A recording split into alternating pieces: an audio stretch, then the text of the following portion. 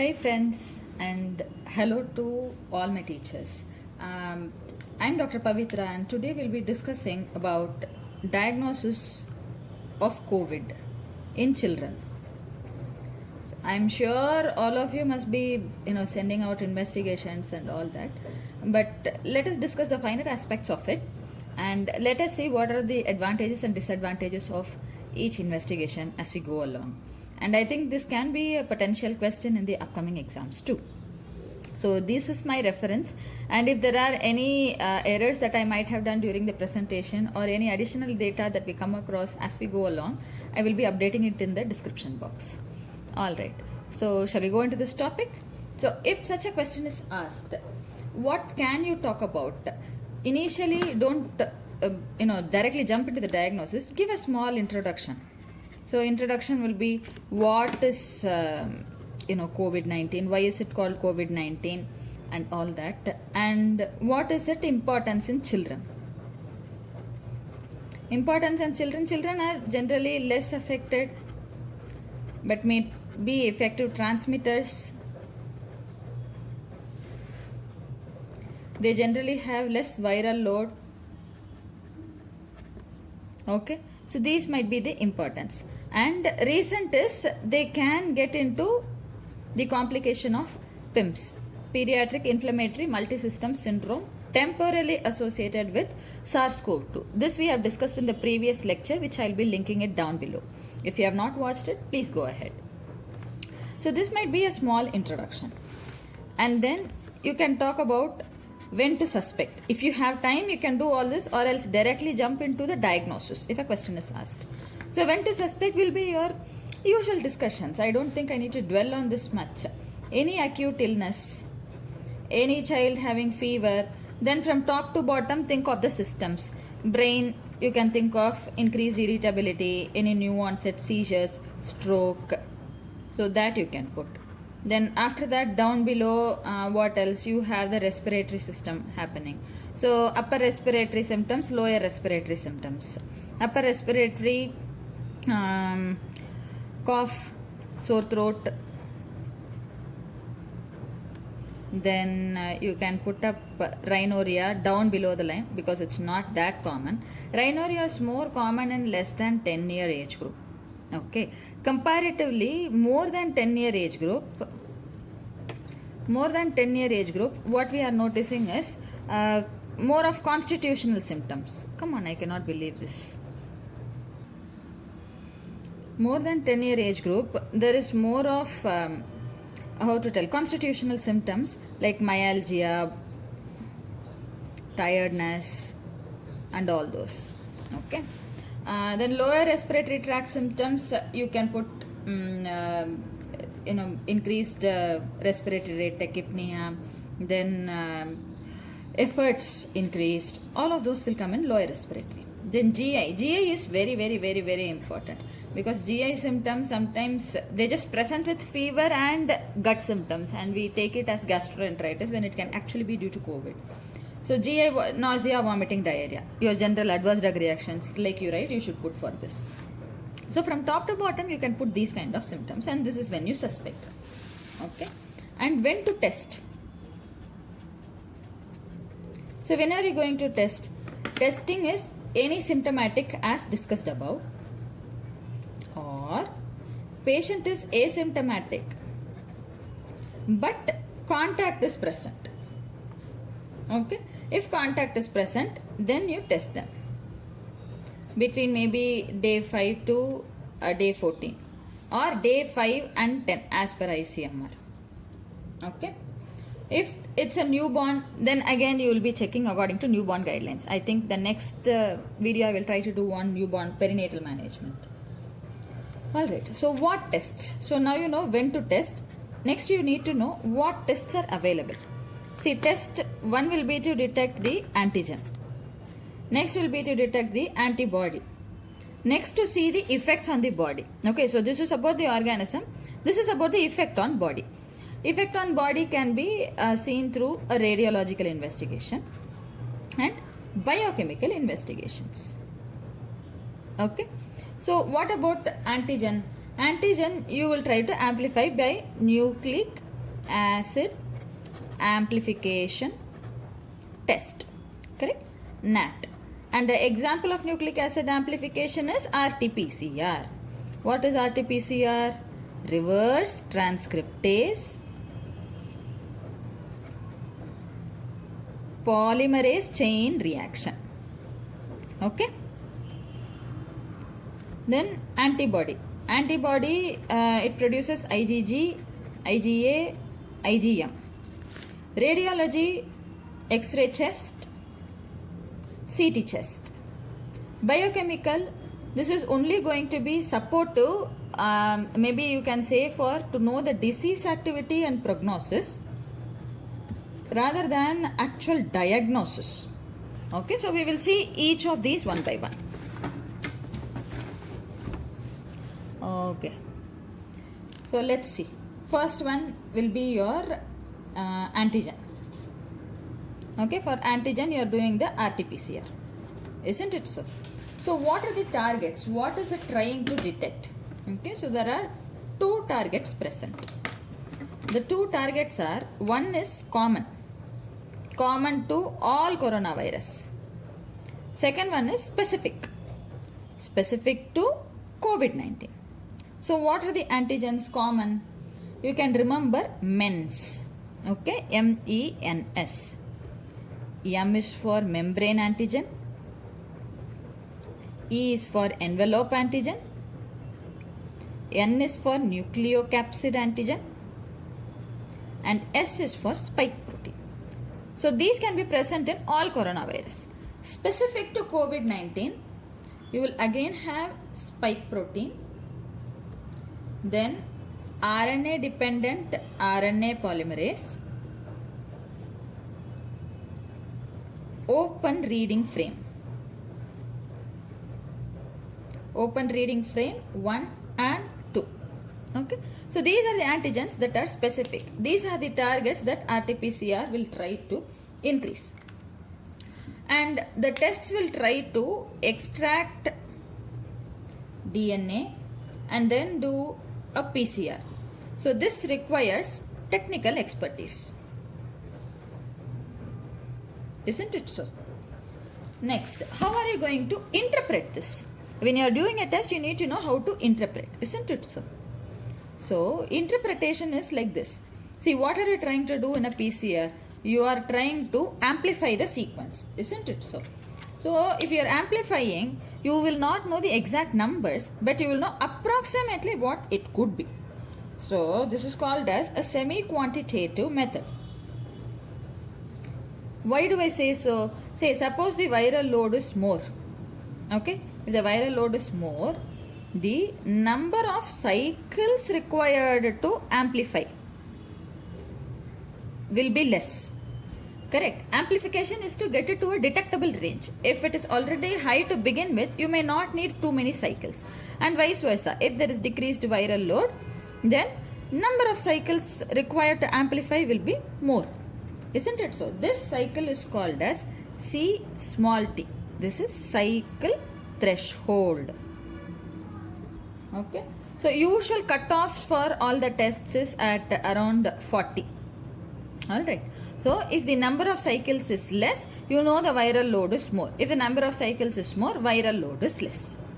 There is one more test that is recently coming up, which is Expert Express. These are the same people who prepared the Expert MTB, rifampicin resistance, remember? So the same company has prepared this. So the advantage of this is that no DNA extraction is required, no technical expert is required. So since there is no DNA extraction, the turnaround time, or the test time rather, we will put it that way, the test time is just 2 hours.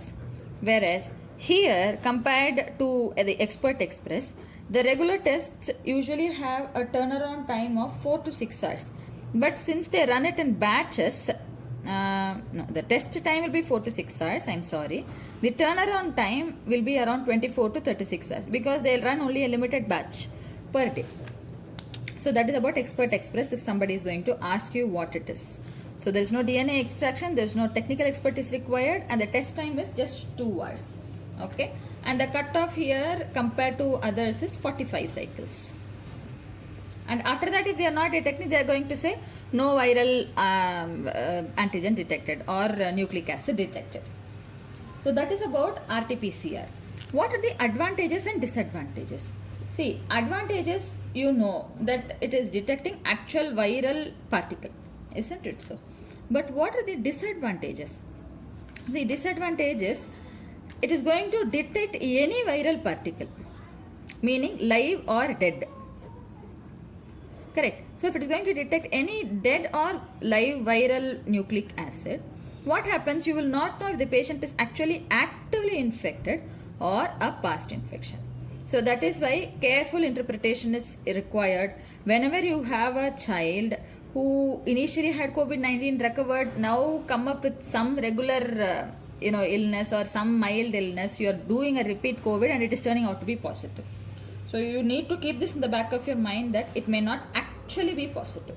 You get my point? Okay. So you know about these tests, but what sample are you going to use? Isn't it so? That is important. So what is the sample that is used? It is respiratory secretions. What respiratory secretions? It can be upper respiratory or lower respiratory. What are the upper respiratory secretions? Nasopharyngeal swab. It can be oropharyngeal swab or just a nasal swab. Okay. Lower respiratory wise, it can be a bronchoalveolar lavage. It can be a ET aspirate if the patient is intubated, or it can be a sputum. Among these, which will be the best? If you ask which is the best, few studies have shown that the bronchoalveolar lavage is the best among all of these. Okay, so bronchoalveolar lavage takes the first rank. In upper respiratory sample, suppose you are not able to do lower respiratory. In just upper respiratory, the nasopharyngeal swab will be the best. So if you want to put it like a MCQ kind of format, lower respiratory samples better than upper respiratory samples. Correct? And then among all the samples, if you put ball is better than sputum, which is better than nasopharyngeal swab, which is better than oropharyngeal and nasal. By percentages, if you see, 90% of them turn out to be positive in an actual patient. Sputum 70%, nasopharyngeal 50%, here 30%. Just 20-20 if you minus and come, you will get this number. I'm sorry if you're hearing my washing machine running. I'm extremely sorry. This is the only place I can record without my son coming to disturb me. Alright, too much info I guess. So yes, so you know this is the sample that needs to be used. So in the sample, how are you going to collect the sample? Collection of the sample is pretty simple. Okay, a person in full PPE will use a synthetic swab, collect the sample and put it up in a viral culture medium and transport it for immediate test. If that is not possible, freeze it. This is most important. Ideally, you should try to do it ASAP. If not, freeze or 2 to 8 degrees Celsius it is supposed to be stored. And these samples have highest sensitivity at early phase. Okay, and it decreases as the days go by. It decreases after even 1 week. Okay, this is important because, see, as I said, the RT-PCR may be positive, but when you are actually doing viral cultures, live, the virus does not replicate after 7 to 10 days of illness. That is why recent guidelines are telling to, stop isolation after 1 week of illness or 3 days of asymptomatic period, whichever is longer. Okay, so this is about RT-PCR. If a question is asked just on RT-PCR, if you write this much, it is more than enough. I think I'm exceeding my 10 minutes. Maybe I should rename it as 20-minute takes. Alright. So the rest of it won't take much of time. RT-PCR is most important because that is what we are doing regularly. Radiology wise, you have your chest X-ray and CT. Which is better? Obviously CT. And what is the difference in children compared to that of adults? If you see in adults, symptomatic adults have nearly 90% positive, whereas children have only 60% of CT positive. Okay, and adults generally have a bilateral disease, whereas kids can have usually unilateral or sometimes bilateral disease. What are the findings in chest x-ray that you will expect? Bilateral infiltrates, whiteout lungs, everything can be seen like a regular viral pneumonia. Okay, in CT, ground glass appearance and consolidation with a halo sign may be considered pathognomonic. And which lobes are involved? Lower lobe is involved more than upper lobe, and peripheries are involved more than central. So this is about your radiological investigation. Ultrasound is also coming up. A straight beam sign has been reported. Next, coming to serological testing. Serology wise, once the virus enters, in first 1 to 2 weeks, IgM is produced. Immediately following that, IgA comes up. Then 2 to 3 weeks later, IgG comes up. The importance is IgM can be non-specific, meaning it can cross-react with other coronavirus antigens. IgG is specific to COVID-19. So most of the tests that we do try to ideally detect both IgM and IgG. Okay, and IgG, I think all of you know, it lasts longer, it has got a longer duration of protection, blah blah blah. Those things I think you should do. What we know is that the antibodies at least give us short-term protection compared to other diseases which may have a longer protection. So how and all can you do the serological testing? You can do by viral neutralization. This is ideal to see how many antibodies are required to neutralize the virus, but this is mostly present in research labs. Okay, this is the best. What is it that we are using? ELISA, enzyme linked immunosorbent assay, ELISA. So IgM and IgG, but validation needs to be done in-house because there are multiple kits available and the sensitivity and specificity may vary. There are few lateral flow assays which are available, but it is its sensitivity specificity is less compared to that of ELISA. Okay, but the result is just present in 10 to 15 minutes. That is one advantage. So when are you going to do serology? It looks as if it does not have much of an advantage, isn't it so? So the advantage is, see, suppose you are having a child who is having symptoms suggestive of COVID, but your RT-PCR is negative. But you need to know whether the child has actually had COVID or not. Then you do a serological investigation. Next, you can do in a PIMS-like presentation, like we discussed yesterday. Most of them had serology positive but RT-PCR negative. Third, you need to know the prevalence of infection in community. Correct? Only then you will know what is happening in the ground. And then you need to know if you are giving up any interventions. Say, suppose a vaccine comes up in the future. How effective is it? If the prevalence starts coming down, if the a number of people having infection comes down, then it is more effective, isn't it so? So these are all the things that serology might be useful for. The only shortcoming here is the sensitivity specificity varies. Yes, that is there.